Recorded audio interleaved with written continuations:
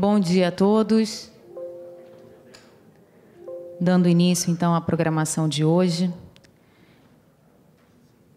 O Instituto de Tecnologia e Imunobiológicos da Fundação Oswaldo Cruz Biomanguinhos tem o prazer de recebê-los no segundo dia do 6º Seminário Anual Científico e Tecnológico, que este ano é parte da comemoração dos 42 anos da unidade. Dando início às atividades, convidamos para coordenar a mesa o gerente de Programa de Reativos para Diagnóstico de Biomanguinhos, Antônio Ferreira, mais conhecido como Tuninho. Inicialmente, eu queria dizer que é um prazer e uma honra estar aqui, participando desse evento, realmente consolidado cada vez mais, a cada ano, consolidando, né, uma atuação mais presente de Biomanguinhos na área de pesquisa, de desenvolvimento tecnológico. Isso realmente vai diferenciando e aperfeiçoando nossa unidade.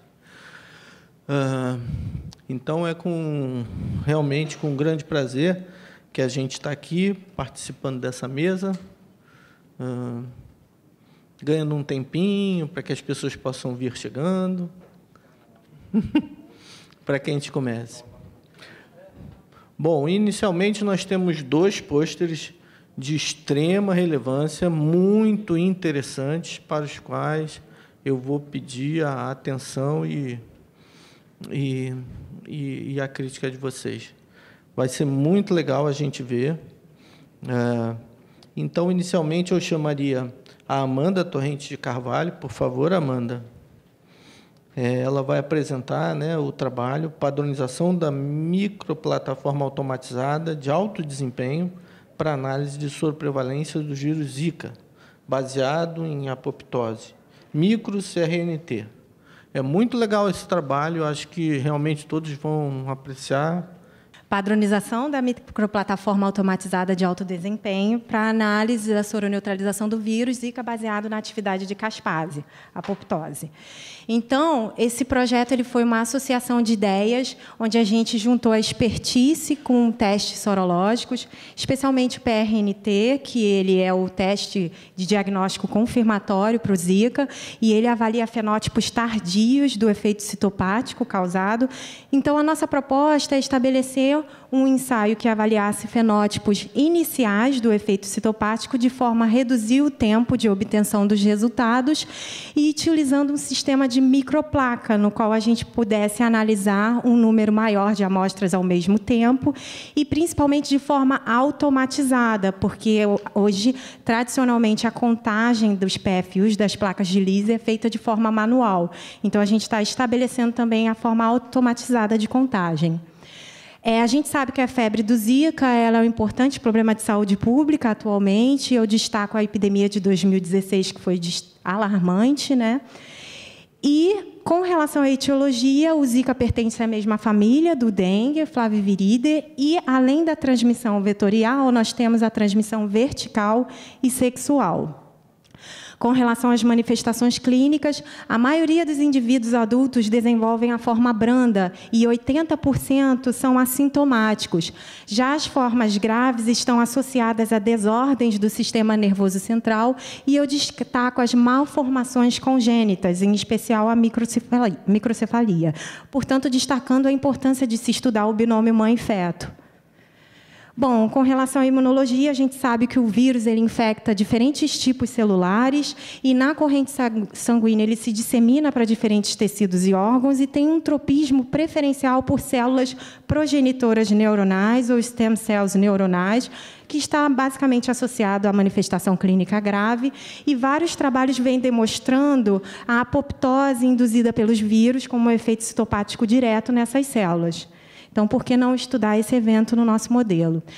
Outros trabalhos também vêm demonstrando que o vírus ele alberga e é permissivo a diferentes tipos de linhagens não humanas, como as células envolvidas na transmissão vetorial, e a gente vê aqui a imunofluorescência com a presença da NS1 do Zika, e também o efeito citopático em células neuronais.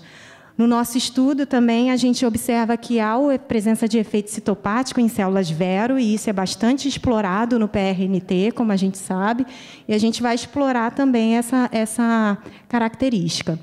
Com relação à evolução da doença, uma vez que o tempo de viremia é muito curto, torna-se difícil, então, a gente utilizar os testes mais específicos para a caracterização do vírus, o PCR. Portanto, as ferramentas de diagnóstico sorológico são essenciais. E eu destaco o PRNT porque, mesmo ele sendo utilizado como um teste padrão confirmatório, a gente sabe que é uma técnica bastante laboriosa, requer equipamentos e insumos específicos, pessoal treinado, e, dependendo do flavivírus, a gente analisa um número mais restrito de amostras. Então, a nossa ideia é desenvolver uma metodologia que seja mais eficiente, tão sensível e específica quanto essa. Portanto, o objetivo do nosso trabalho é desenvolver essa plataforma de ensaio biológico e automatizada, utilizando um sistema de microplaca, placa de 96 poços, onde a gente avalia a apoptose pela marcação por fluorescência, no caso, a ativação da caspase 3. Como objetivos específicos, a gente já tem uma coorte de amostras sabidamente positivas e negativas. Estamos estabelecendo o método de contagem utilizando um software que é muito fácil de manipulação e é gratuito. E também estabelecemos o protocolo de concentração de células e os controles positivos do sistema. Isso é muito importante na hora que a gente for normalizar os nossos dados, porque a gente sabe que a apoptose é um evento espontâneo, ele acontece independente se você está botando um estímulo ali ou não. E também a gente tem a ideia de padronizar o nosso ensaio. Então, a gente utiliza uma coorte, né, no caso, gestantes, que fazem o seu pré-natal no Instituto Fernandes Figueira, e não gestantes, indivíduos adultos. A gente fornece amostras cedidas pelo LATEV. A gente também utiliza o soro dessas amostras para fazer o PRNT e, no futuro, o micro-CRNT. Então, rapidamente, como é que é o PRNT para a Zika, né, que é o teste que a gente está utilizando como comparativo? Usa um sistema de células Vero, né, com placas de 24 poços. Nas outras placas, a gente faz a mistura de diluições seriadas da amostra teste com concentração fixa do vírus. Em seguida, gerando os imunocomplexos, a gente adiciona esse inóculo nas placas de cultura, deixa um tempo para absorver, descarta o sobrenadante, coloca um meio semissólido para impedir o alastramento do vírus e a gente poder visualizar as placas de Lise. Após 4 dias de incubação, a gente fixa, cora para visualização dos plaques. Então, o resultado ele se dá pela negatividade da presença dos plaques. Uma vez que, se o indivíduo tem títulos de anticorpos neutralizantes, neutraliza o vírus, a gente não vê a placa, e, a partir daí, a gente faz os títulos, quantifica os títulos de anticorpos. E utilizamos o equipamento de biospot para fotografar as placas, e, atualmente, se faz a contagem manual. E nós estamos padronizando uma contagem automatizada. No caso do micro-CRNT, a gente utiliza os princípios do PRNT, mas utilizando placa de 96 poços. Não utilizamos meio CMC. Nesse caso, a gente estabelece os controles positivos de necrose, triton, apoptose, brefeldina. E também nós utilizando sondas fluorescentes que marcam o núcleo das células e avaliam eventos de apoptose. Estabelecemos uma cinética em que a gente determina qual o período em que a gente tem a maior frequência de células apoptóticas com a monocamada ainda íntegra. Tiramos fotos capturamos imagens utilizando plataforma de confocal ou microscopia de fluorescência, e as imagens são analisadas pelo nosso software. A gente cria um algoritmo, uma receita para o programa analisar, quantificar esses eventos. Então, como resultado, a gente utilizou o PRNT para febre amarela já validado no LATEV, que é um sistema de microplaca. Então, a gente utilizou ele de forma que, se o nosso algoritmo funcionasse, isso seria sugestivo para a gente aplicar no futuro para o micro-CRNT. E o PRNT de Zika, que é feito com placa de 24. Então, aqui só para mostrar, basicamente, é simples, mas não é tão simples assim para criar o algoritmo, mas depois que a gente cria, tudo fica mais fácil. Então, a gente converte a imagem em escala cinza, faz o overlay, ajusta lá com as ferramentas para a gente visualizar de forma melhor os plaques, né, as placas de Lise, e conta automatizado. Aqui é um poço controle viral e um poço negativo. Já para o micro-CRNT, onde a gente tira foto das imagens de imunofluorescência, que é uma marcação por DAP, a gente faz um esquema muito semelhante e faz a contagem automatizada. Dependendo do tipo de ensaio, a gente cria um algoritmo diferente que melhor se ajuste àquela condição. Bom, então, baseado nisso, nós inicialmente comparamos a contagem automatizada e manual no PRNT para febre amarela, utilizando 90 amostras totais, mas a gente avaliou 70, com 2 operadores treinados. Um deles, além de ser treinado, ele participou da padronização e validação desse ensaio, então é uma forma da gente estimar a precisão e exatidão nas análises. E a gente pode ver, comparando a contagem manual dos 2 operadores com a contagem automatizada, um certo grau de homogeneidade entre esses resultados. Fizemos a correlação de Spearman e a regressão linear, de forma a gente avaliar que esses dados eles assumem uma correlação direta e que tem uma distribuição, uma dispersão de dados menor quando a gente faz a regressão linear, e isso se evidencia pelos gráficos de regressão linear. E isso nos sugere que essa nossa metodologia demonstra uma certa robustez, podendo ser utilizada no futuro como uma ferramenta alternativa de análise quantitativa automatizada. Também fizemos isso para os ensaios de Zika, em placa de 24, onde a gente observa um padrão semelhante. Também fizemos as correlações e a regressão linear, um número menor, 35 amostras, né, mas a gente pretende ampliar esse N. E, por último, a gente também está fazendo o PRNT das amostras das gestantes, né? Então, inicialmente, a gente fez o PRNT para Zika e estamos agora trabalhando na construção do algoritmo, né, para poder aplicar esses resultados e fazer a contagem automatizada. E, voltando no nosso micro-CRNT, que a gente está estabelecendo, padronizando agora, inicialmente, um importante critério é a gente estabelecer os controles positivos do meu sistema. Então, a primeira figura de A a T é o meu controle positivo de necrose, com triton, e eu faço a marcação por iodeto de propídio. E aqui só para mostrar para vocês que a gente fez também a contagem automatizada. Na E a V são diluições, diferentes concentrações de brefeldina, que é o controle apoptótico, onde a gente observa que entre 48 e 72 horas parece ter uma maior marcação de células, né, para esse marcador. E também, um ensaio preliminar, nós utilizamos diluições do vírus utilizada no PRNT e um concentrado de vírus para também avaliar a indução de morte nesses eventos. E a gente observa também que entre 48 e 72 horas a gente tem uma maior frequência, dados qualitativos ainda, desse evento, utilizando a marcação por PI. Então, a gente pode concluir que há um certo grau de reprodutibilidade e equivalência quando a gente compara a contagem automatizada com os métodos manuais. E isso pode ser mostrando que o software ele é efetivo para reduzir possíveis variações intra- e interoperador. É de fácil manipulação, ele é gratuito, está disponível na internet, foi desenvolvido pelo NIH. E, atualmente, a gente está padronizando o nosso micro-CRNT para, no futuro, validar esse ensaio, comparando com o PRNT padrão ouro. E eu gostaria de agradecer ao IFF, meus supervisores, à plataforma de microscopia de fluorescência do IOC, e ao LATEV, principalmente a equipe do PRNT e de célula, que foram importantes para concretizar esse projeto. Obrigada.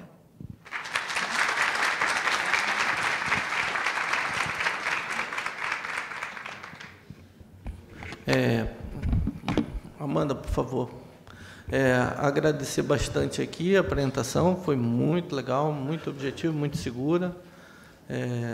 Então, a gente abre para as questões aqui. Oi, Amanda, bom dia.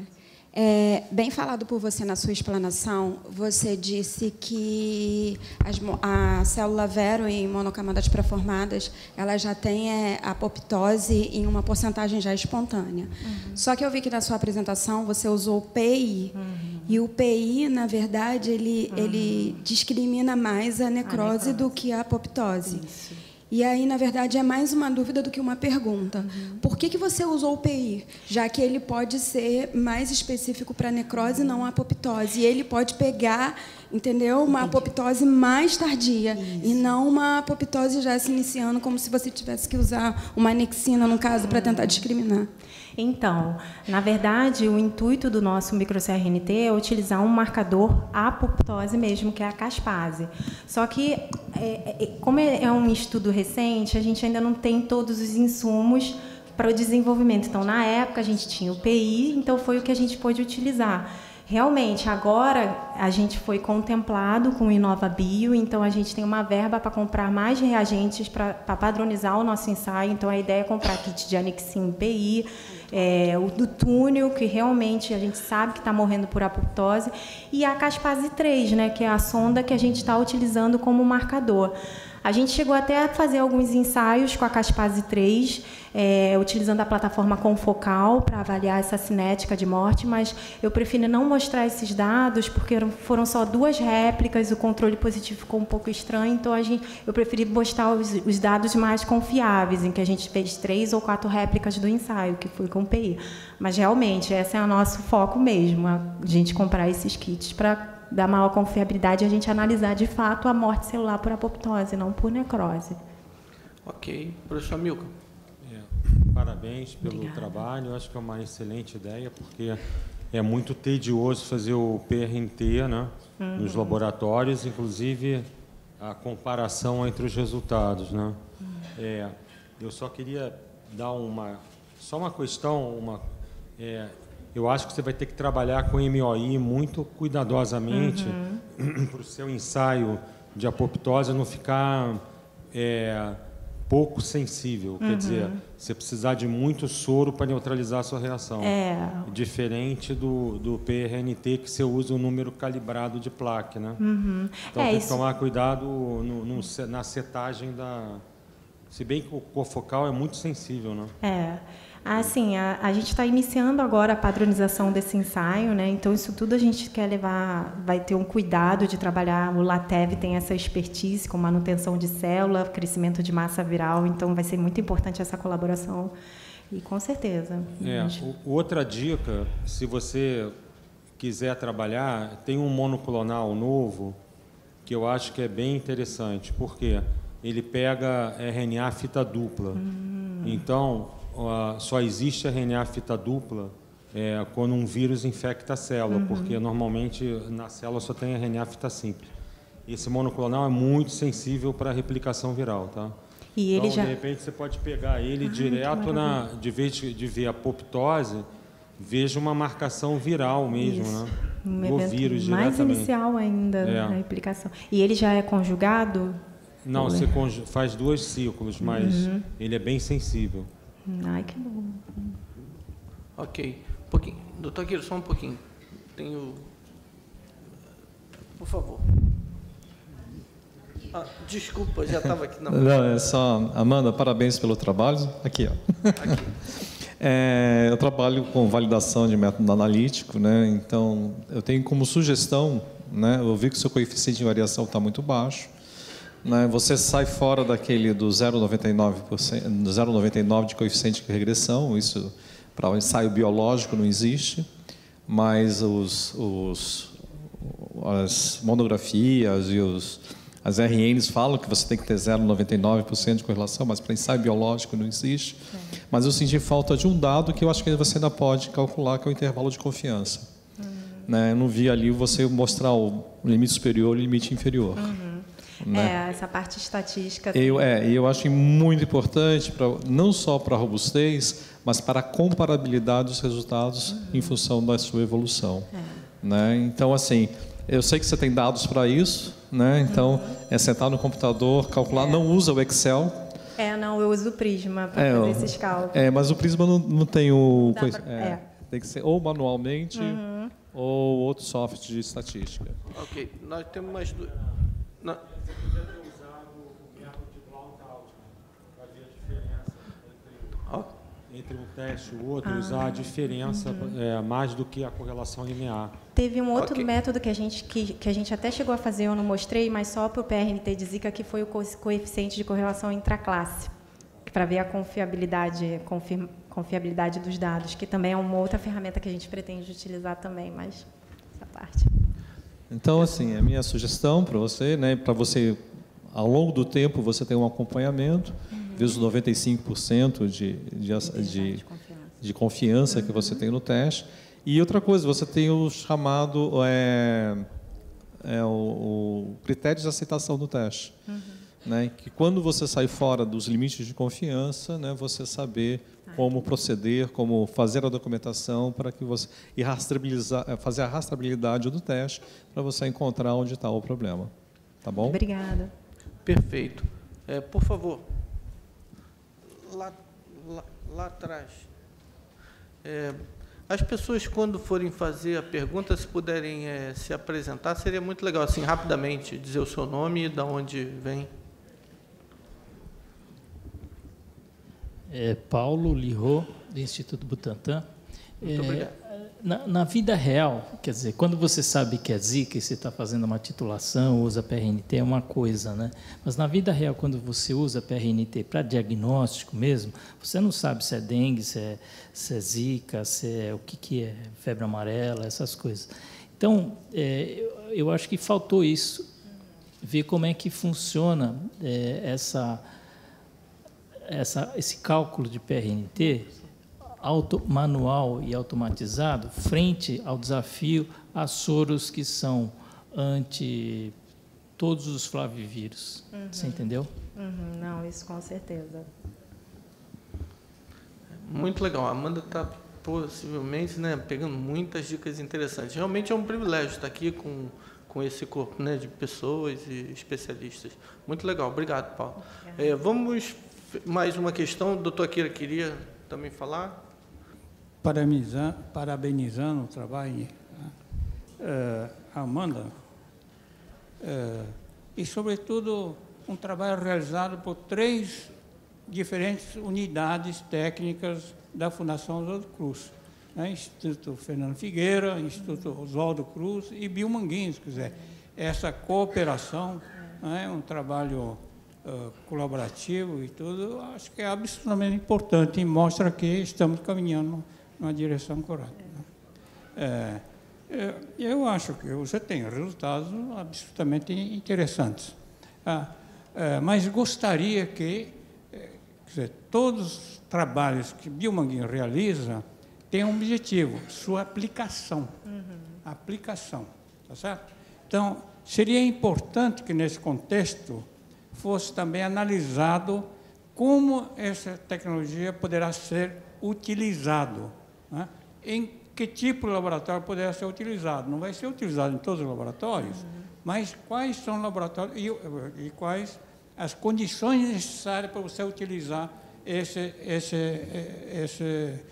teste diagnóstico, entende? Porque, com certeza, não vai ser todos, não? E essa aplicabilidade do processo é absolutamente importante para você demonstrar que tem um produto. Obrigado. Quer comentar? Eu só queria puxar um pouquinho a sardinha para a parte de contagem automatizada, que não deu tempo de falar ali, mas a gente queria agradecer também, que faltou agradecer ao Linfomove Rio, que foi um evento desenvolvido no início do ano lá no Instituto Oswaldo Cruz, que me deu a oportunidade de aprender essa parte de contagem automatizada, utilizando um software gratuito, que é de fácil manipulação, podem instalar, pode ser utilizado em diferentes laboratórios.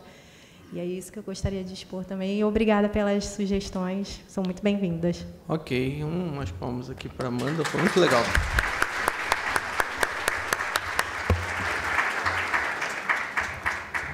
Parabéns, Amanda. Atualização e otimização de técnicas, assim, esse novo olhar, trazendo para a realidade, né, mais atualizada, é muito legal. Parabéns para você, para o Zilton e para toda a equipe. Bom, podemos chamar então agora Laís Nascimento Alves. A Laís vai focar também um tema de muito interesse para a gente, né? Focar na questão de aptâmeros é muito bom e a gente está com grande expectativa já nesses últimos anos, né, com relação aos resultados que essa, podemos chamar assim, de plataforma ou linha de atuação pode estar trazendo de contribuição, né, para todo esse segmento biotecnológico. Então, por favor, Laís. Primeiramente, muito bom dia a todos. Gostaria de agradecer à comissão organizadora do evento por ter selecionado esse trabalho para a apresentação oral. E mesmo estando num estado super preliminar, mas é sempre uma oportunidade muito incrível estar aqui na frente de todos vocês. Então, o título do trabalho é a Seleção e Caracterização de Aptâmeros contra a proteína PPP2A para o diagnóstico de infecção por Staphylococcus aureus resistente à meticilina. As infecções por micro-organismos resistentes a antibióticos são um problema de dimensão global e porque tem um impacto direto no aumento das internações hospitalares, no prognóstico desse paciente infectado e nos custos de saúde desse paciente. E o Staphylococcus aureus resistente à meticilina, ou simplesmente MRSA, é um dos principais responsáveis por esse tipo de infecção hospitalar. E ele está associado a infecções em ambientes hospitalares e comunitários. O Staphylococcus aureus é uma bactéria comensal do grupo dos cocos gram-positivos e ele pode ser comumente encontrado na pele e nas fossas nasais de indivíduos saudáveis. Tem o potencial para provocar infecções quando a barreira epitelial é rompida de alguma forma, por lesões mecânicas, ferimentos ou queimaduras. Pode causar tanto infecção, desde uma infecção simples até E, brevemente, aqui um panorama da evolução da multiresistência desse micro-organismo. Em 1942, foi feita a identificação da primeira cepa resistente à penicilina. E, em 1959, a meticilina foi introduzida no arsenal terapêutico para tratar esse micro-organismo resistente à penicilina. E, apenas 2 anos depois, foi identificado a primeira cepa de MRSA. E esses casos são majoritariamente associados ao ambiente hospitalar e os pacientes têm uma suscetibilidade maior para essa infecção, os hospitalizados, por terem, geralmente, acessos, seja por veia, seja por catéteres, por alguma ferida, por apresentarem problemas graves de saúde, o que implica numa pior condição do seu sistema imunológico para combater essa infecção e por estarem em contato próximo com um grande número de pessoas. O MRSA tem alguns mecanismos para resistência a antibióticos beta-lactâmicos, que pode ser através da beta-lactamase, que rompe o anel principal dos antibióticos beta-lactâmicos, por mutação genética dos alvos desses antimicrobianos e por produção de novas enzimas, com a ausência da afinidade a esses antibióticos, porém, com a manutenção da sua função primordial. E um dos principais fatores de resistência do MRSA é a proteína PBP2A, que é uma transpeptidase com 76 kDa de tamanho, codificado pelo gene MEC-A. Ela atua na etapa de formação de ligação entre os aminoácidos. Então, aqui é demonstrado a transpeptidação, que é um processo necessário para a formação da camada de proteoglicano. E aqui mais uma ilustração mais simples, aqui a ação da PBP na formação dessa cadeia aqui, no auxílio na formação dessa cadeia de proteoglicano. E aqui é representada o beta-lactâmico, a penicilina, como inibidor dessa proteína. A diferença da PBP2A é que ela não tem afinidade para esses beta-lactâmicos. A fenda do sítio ativo ela é mais estreita, e isso não permite com que o beta-lactâmico faça a ligação e interrompa a sua atividade. Então, a PBP2A ela consegue fazer a criação das pontes de pentaglicinas, porém, ela não tem afinidade para os beta-lactâmicos. O diagnóstico de MRSA atualmente é baseado na análise in vitro de fluidos. Porém, essa análise in vitro não fornece um panorama extenso de como está a real condição do paciente. Existe um teste rápido que foi autorizado em 2012, que é a análise de fluidos nasais, e um teste de aglutinação também é muito utilizado a partir da isolamento de colônias e suspensão usando beads de látex. Eles são cobertos com anticorpos contra a PBP2A. Mas esses métodos, como eu já falei, eles não emitem um panorama completo da situação atual do paciente. Uma plataforma interessante seria o diagnóstico por cintilografia, que é uma modalidade de medicina nuclear onde eu combino imageamento molecular e o uso de radiofármacos, que são introduzidos no corpo do paciente e, a partir de então, é possível a obtenção de imagens do corpo inteiro do paciente. Os aptâmeros, como foco desse trabalho, são moléculas de RNA ou DNA fita simples selecionados com alta afinidade e especificidade para determinado alvo. Eles são baratos, eficientes, reprodutíveis e fáceis de produzir. É possível alterar suas propriedades de acordo com a necessidade. E eles têm um tamanho pequeno, o que no nosso caso, especificamente, é muito bom por apresentar uma baixa meia-vida e um alto poder de penetração em tecidos e, virtualmente, também em focos infecciosos. Então, o objetivo desse trabalho foi a seleção e caracterização de aptâmeros contra a proteína PBP2A para diagnóstico in situ, ou seja, no corpo inteiro do paciente, de infecções por MRSA. Para a seleção dos aptâmeros, utilizamos a metodologia SELEX, que consistiu na imobilização da proteína recombinante PBP2A e a exposição de biblioteca de aptâmeros a esse alvo imobilizado. Fizemos o isolamento dessas sequências, amplificamos e isolamos em colônias de E. coli, extraímos e sequenciamos. A partir desse sequenciamento, nós alinhamos as sequências e fizemos a predição da sua estrutura secundária por M-Fold, que é uma análise em sílico. Nós fomos capazes de obter 5 sequências dominantes a partir da análise das colônias. Então, essas são as estruturas secundárias preditas dessas sequências. E, à medida que nós fazemos o M-Fold, o programa oferece para a gente também a ΔG, que é relacionado com a rigidez dessa estrutura. Então, quanto mais negativo o ΔG se apresenta, mais é rígida essa estrutura. E eu destaco aqui o aptâmero MRSA05, que ele apareceu 6 vezes, ou seja, 6 clones diferentes apresentaram a mesmíssima sequência contra essa proteína PBP2A. E, além disso, ele tem um ΔG negativo, o que indica que ele tem uma interação semelhante à chave fechadura para essa proteína. E os resultados preliminares indicam a existência de 5 aptâmeros altamente promissores para compor um kit diagnóstico específico para a MRSA. E como perspectivas estão a avaliação da afinidade e especificidade desses aptâmeros, usando a espectroscopia de fluorescência e ELISA, a avaliação da interação dos aptâmeros com a proteína PBP2A em estudos de reconhecimento do alvo na superfície bacteriana, porque uma coisa é a gente selecionar a proteína com a proteína recombinante e a gente precisa confirmar isso na situação real, na situação da célula íntegra, com citometria de fluxo, no caso, e radiomarcação dos aptâmeros contra a PBP2A, usando o Tecnécio. Como eu falei, uma plataforma interessante é o diagnóstico por cintilografia. Então, como perspectiva está essa radiomarcação, então nós utilizaríamos aptâmeros marcados com essa molécula radioativa para fazer o diagnóstico in situ, no corpo inteiro do paciente. Então, os aptâmeros teriam uma especificidade alta para a proteína que nós identificamos e, a partir disso, nós conseguiríamos fazer, então, a identificação de focos infecciosos no paciente. A gente precisaria também fazer a avaliação desse rendimento e a estabilidade das radiomarcações, confirmar a manutenção da afinidade dos aptâmeros após a radiomarcação, porque o aptâmero, a importância dele, a afinidade dele se dá através da conformação. Então, se eu faço alguma modificação que possa alterar de alguma forma a conformação daquele aptâmero, pode acontecer de haver um impacto direto na afinidade. E aqui, após a marcação, precisaria fazer uma confirmação dessa afinidade. E, por fim, ensaio de biodistribuição em modelo murino, usando um protocolo que já existe para a geração de focos infecciosos, o de MRSA. Muito obrigada a todos.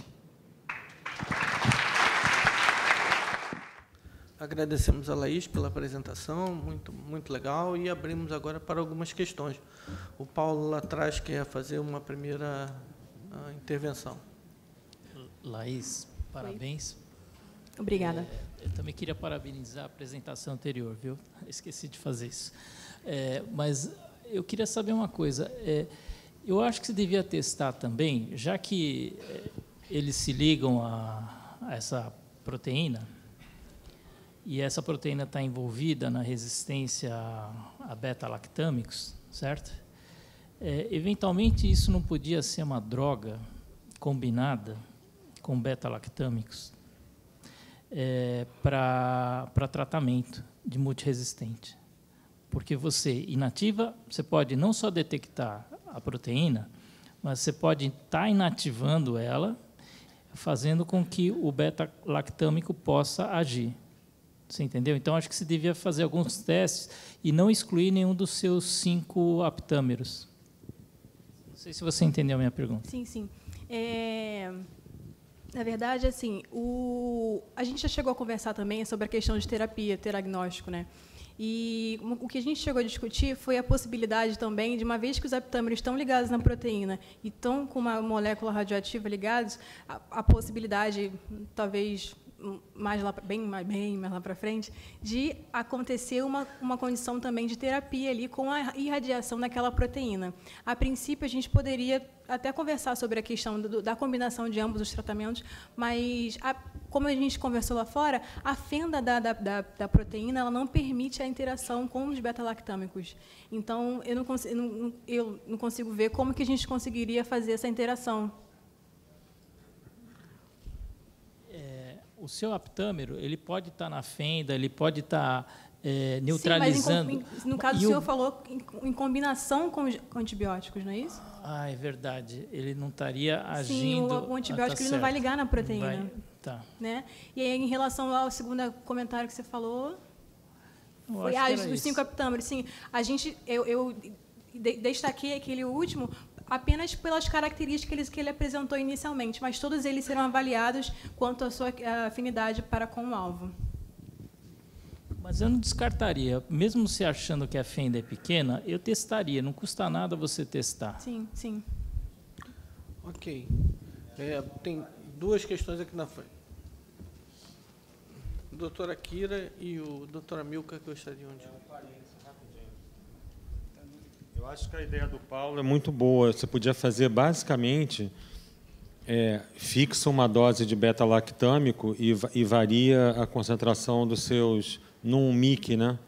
Numa reação de Minimum Inhibitory Concentration, você põe o lactâmico e vai variando, você faz os testes com os seus 6 aptâmeros, com variações de concentração, e vê se aí a bactéria começa a perder a viabilidade. Entendi. Por quê?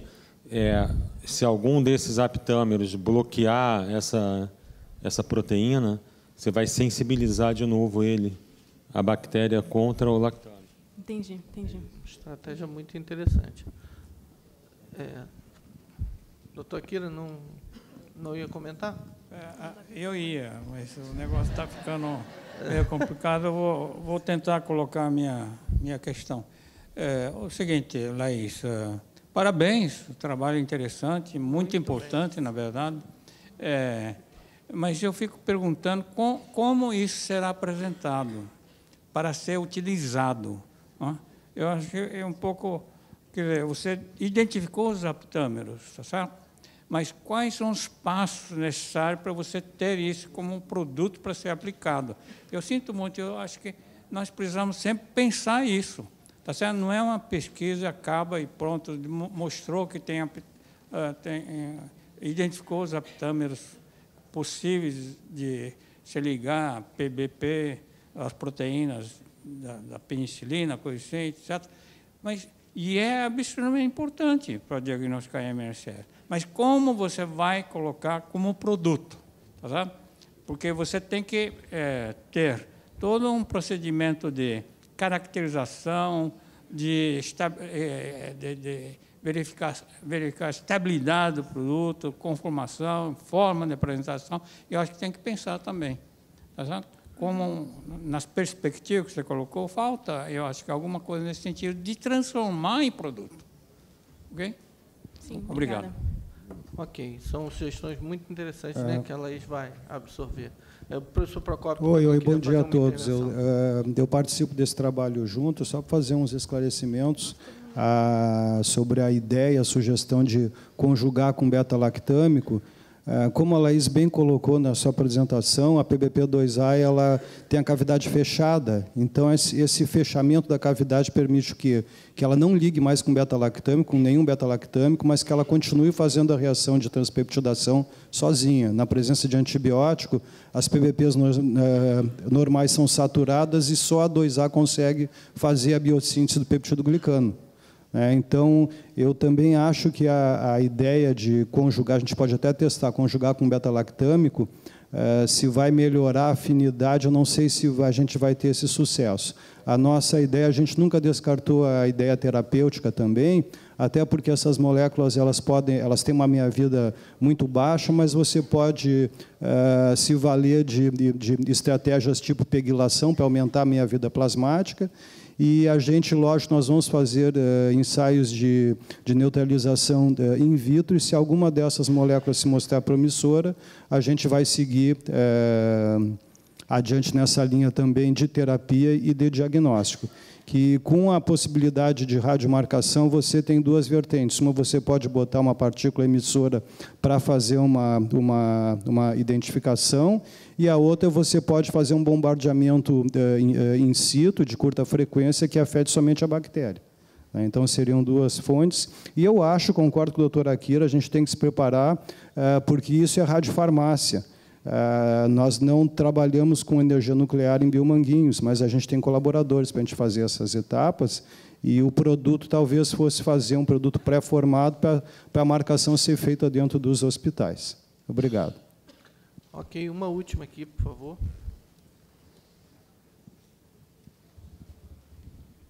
Já que aqui está um banco de ideias, né? Todo mundo dando ideias. Perfeito, Laís. é isso. A Laís, para quem não soube, foi premiada no passado, né? Eu vejo a sua evolução do ano passado para cá, é uma grande satisfação ver você apresentando o seu trabalho. Mas já que há ideias, eu não faria só conjugação com lactâmidos. Está na moda agora as biocinas, que têm efeito antibactericida também. E são peptídeos de baixo peso, lipopeptídeos de baixo peso molecular. E muitos dessas biocinas, eles têm um efeito genérico, inclusive sobre células. Se você puder direcionar diretamente para a bactéria, seria muito interessante, porque elas são produzidas por outras bactérias para a destruição em competitividade. Então, ligar aptâmeros a biocinas é um outro mecanismo de tratamento. E, olha, é muito interessante pensar em produtos como colírios, pomadas, que são de aprovações muito mais rápidas, que podem trazer recursos para implantação e desenvolvimento de produtos e assim por diante.